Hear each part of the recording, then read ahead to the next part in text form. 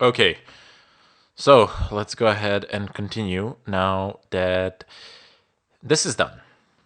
So let's go over to let's see, open.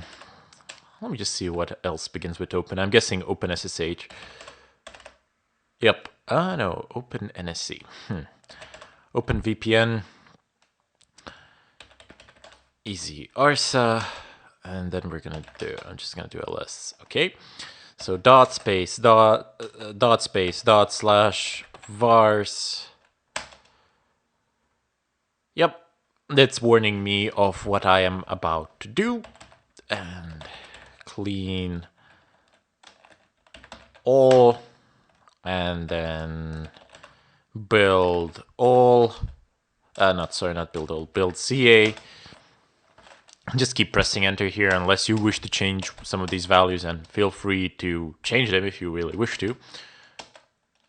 I don't, because I don't really care. This is going to be for a couple of hours and that's it. But you might want to like have some sort of information here that is like your own in case you need to be contacted or something like that.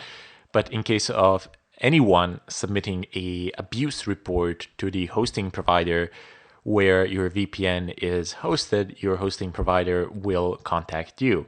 And what happened in my case was that if you respond in a timely fashion, that's usually less than 24 hours if you respond, and if you handle the matter, like close the port or something like that, if you just handle the matter, your hosting provider will usually show a large dose of reason, and they will understand basically what has went on. But this really depends on their policy and the way that they choose to behave.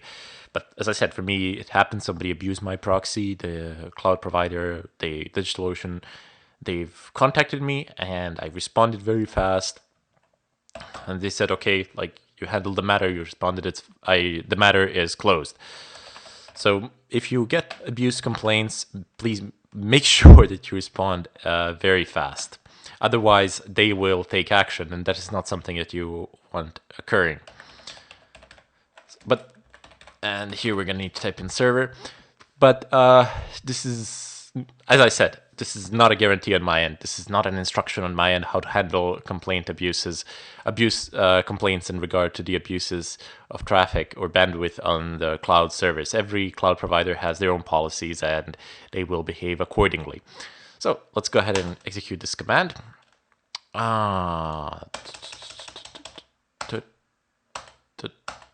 Yep.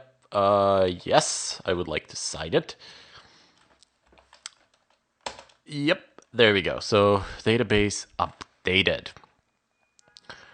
Okay, so now we need to do a little bit of copying. So let's go ahead and do cp etc open vpn slash easyarsa slash keys, and then it's going to be server.crt, and this is going to go to etc open vpn slash. Okay, that's one down. The next step, we need ca cert and server key. So ca cert and server.key. There we go. So just three of those, and it should be fine. Now, a good practice is to basically confirm that this has indeed been done. Shell. Oh, there we go. So let me just go ahead and install one more tool. You don't need to install it if you don't want to, but I will. Unable to locate package LL. It doesn't have it. Doesn't matter. You can type in LL like I can do on Fedora LL, and this gives me a very fast long listing. Probably has it somewhere, but I'm too lazy to look for it. Doesn't really matter. Anyway, now that we have actually done this, we have confirmed the copying, and we have configured our VPN server, time to start. So service open VPN start and service open VPN status. This is the line that you are looking. So you're looking this line needs to be identical. And when it says loaded, this is its place. So if it doesn't find it, it's not going to be able to start it. Okay, that part is done. Now, what we need to do is generate certificates and keys for our clients. Okay, so how do we do that? Well, simple enough. Build -key client1. Oops. And this is gonna be the same. Don't really care. Don't care. Don't care. Don't care. Sign it. Yes. That's it. So let me just see, what did I do? Client1. Okay. So I've generated a certificate we are generating certificates and keys for clients. So that's what we need to do now. And let's go ahead and do the CP. Let's pull up our config file. So user share doc/open VPN examples sample config files /client-conf, and then we're gonna go ahead and copy this into etc open VPN easy arsa, and then we're gonna go ahead and type in keys. Gonna go ahead and paste it right there. This section can be repeated time and time for each client, and you can have multiple clients connecting as well, and you can have a general certificate for all the clients to connect, etc. But I am the only person that's going to be connecting to this, since I'm doing this only to demonstrate what the other person on the other end can see, and how you can basically just set it up for yourselves. That's all I'm going to do.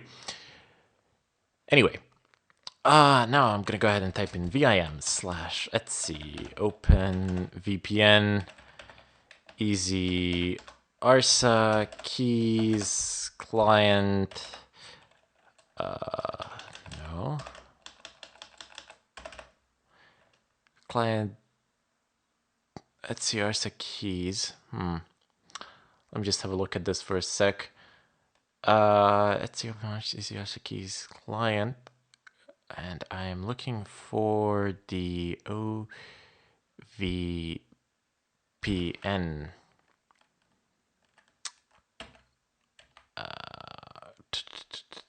CRT csr.key.conf cp. Oh, no, this is not gonna do.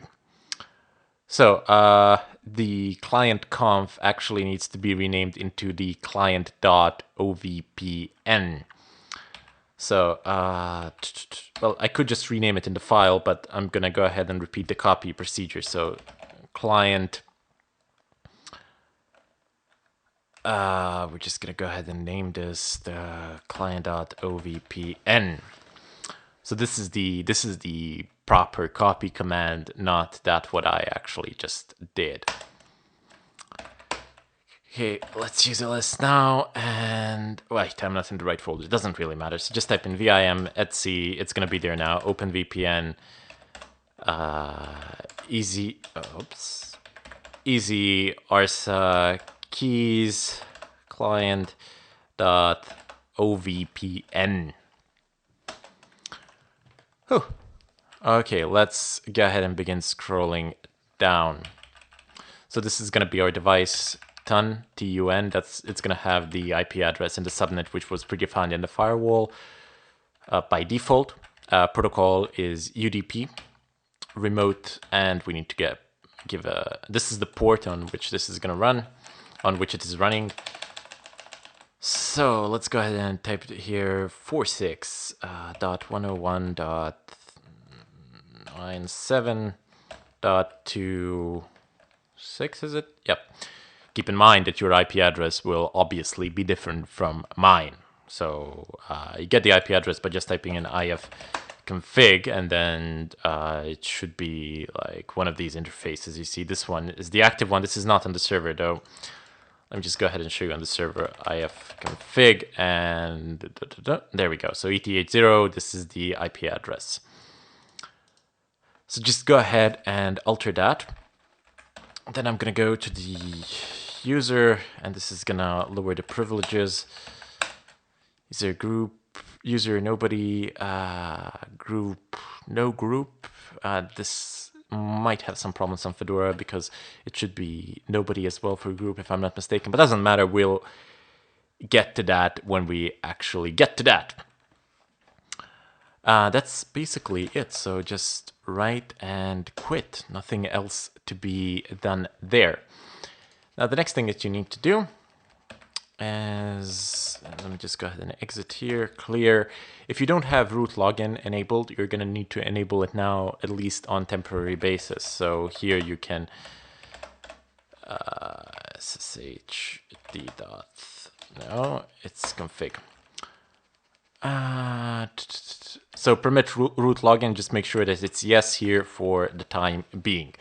As soon as we're done with the copying, you can basically revert it back if you wish, which is a good idea. Anyway, we need to go ahead and perform some copying. I have a copy command here listed. We're gonna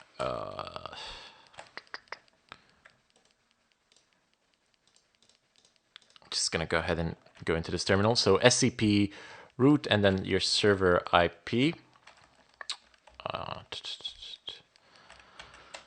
Let me just go ahead and change this to 46.101.97.26. Okay, so etc OpenVPN, easy RSA, client 1, key, downloads, and just name it. Well, I'm not going to go ahead and put in downloads. I'm going to go ahead and give it the full path, so home, chronic, and I'm going to put it on desktop of all places. Client 1 dot key. Done. Okay, so next up, it's going to be client 1.crt. 1.crt. And this is going to be CRT as well. Okay, next it's the client, just client.openvpn, so .ovpn. And here it's going to be .ovpn. Okay, that's done, and we need the ca.cert. That's going to be the last one, so ca.crt.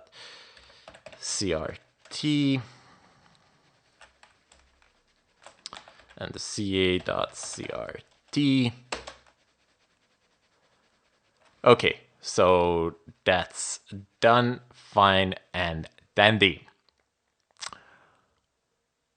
Now that we're finished actually copying them, we'll be able to use them, but I'm going to go ahead and jump in the follow-up tutorial where we're going to go ahead and mess around with that now that we've actually pulled them onto our system. I mean, basically, you can pull these files from the net as we have pulled them for OpenVPN, except it was all kind of bundled into one single file.